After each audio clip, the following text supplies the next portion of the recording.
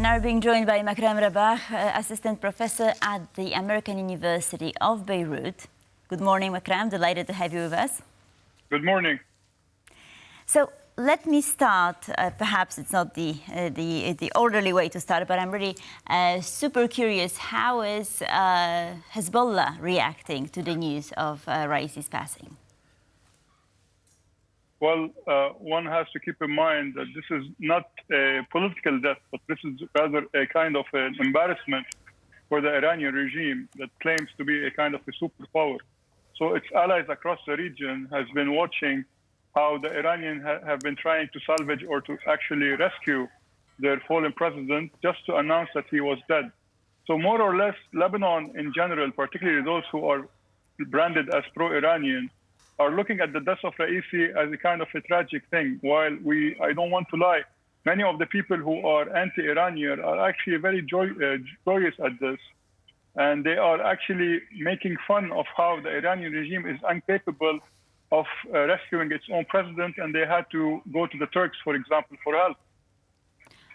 Right. Also to the EU for some images and so on. And I mean, the helicopter in which he was traveling. I mean, a picture says 1,000 words, and it looked kind of outdated, right? So what does it say about Iranian arsenal as well? We saw this over like 300 drones and missiles being fired at Israel. Some were saying that they were so bad on purpose, that they were outdated. It was just a test run if the Israeli defenses work. But now it seems like it could be what Iran really has in its arsenal, right? So is this image of Iran sort of falling apart as this superpower in the region?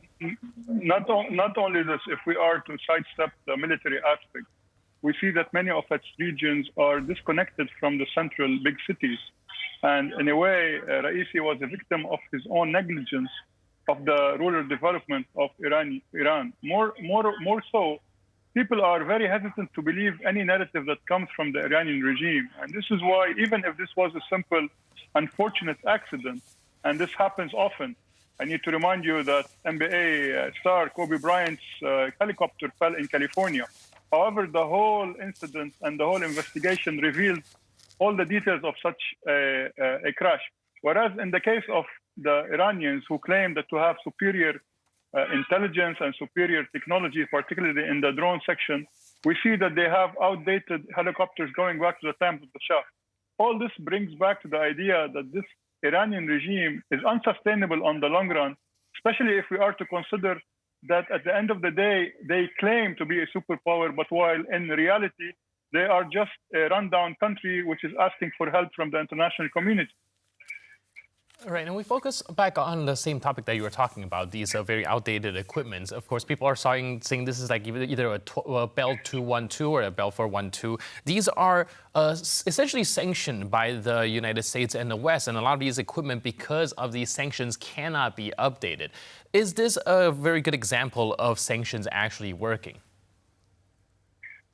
Definitely, smart sanctions always work, and it sends a clear message that at the end of the day, if they really want to be part of the international community, they have to cooperate. And here we're not talking about the nuclear weapons, but rather the fact that someone like Raisi or even his foreign minister, they toured the region, particularly Lebanon and Syria and Iraq, and they claim that they are friends of the region, whereas in reality, their situation is not better than these countries who are under Iranian occupation. And I think that the Iranian regime itself likes to use such aircraft to send a message they don't really care. The problem here is that despite the fact that the Iranian regime is claiming that it will be business as usual and the death of its president will not deter its regime, we are all looking to see what will happen in the dynamics in the Iranian Revolutionary Guard. At the end of the day, Ebrahim Raisi is not a simple president that was elected by the people, but rather someone who was appointed by Wali al-Faqih, and this will bring trouble whatever the Iranian regime says. Right. When he was elected, the voter turnout was the lowest, I believe, in sort of 45 years or so. It was sort of historically one of the lowest turnouts. Low turnout. Yeah, so what I wanted to ask you about is the possible succession of Khamenei, because I know that he has been, the supreme leader is quite old. He has been concerned about who will replace him. Raisi was one of the top names. Now he's out. Do you think that this will cause some major shifts in the sort of power system in Iran? For now, we know we have this Mohammed Muhbar replacing Raisi. There are some talks of Khamenei's son also becoming a supreme leader one day, but I don't know who will become the president. So if you could clear that out. Well, certainly everyone is looking at the succession of Khamenei, and I think that Khamenei definitely chose Ebrahim Raisi because he has the kind of the credibility and the support of the religious hardliners. Also, him coming from Mashhad plays a very important role. More importantly, I think that Raisi was willing to compromise, like Rafsanjani did after the death of Khomeini, by giving Khamenei the Wilayat al-Faqih, whereas he remains the kind of the head of the political structure. This has been disrupted here, and we are now looking at another hardliner, which is the Speaker of Parliament, which also will be attacked by other ultra-right-wing conservatives. The problem is that at the moment, and we have been, the international community and people in Lebanon, for example, have fell victim to this idea that we have hawks and we have doves in the Iranian regime. We certainly have a kind of a functioning political system, but at the end of the day, whoever calls the shots is the supreme leader as well as the Revolutionary Guard, which at the end of the day have no problem sidelining hardliners like Ahmadinejad, or even people who claim to be doves like Muhammad Jawad Zarif. What will happen is that this power dynamic that has been orchestrated by Ali Khamenei will be disrupted, and we have to wait for the next couple of months what will come out of it.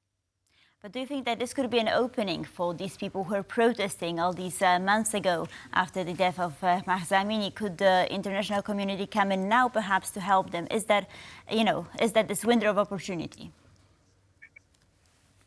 Well, Sally, from day one, these demonstrations have not stopped.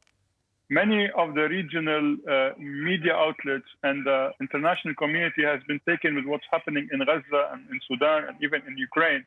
And this is why media coverage of the events in Iran have been disrupted. In fact, the people of Iran, particularly in the regions, have been very active and very vocal against the regime, the Iranian regime, and this will continue. And the death of Raisi is just a reward and a reminder that despite these people claim that they are gods and they are sanctioned by God to rule over us, at the end of the day, they can be killed either by assassination or by natural causes.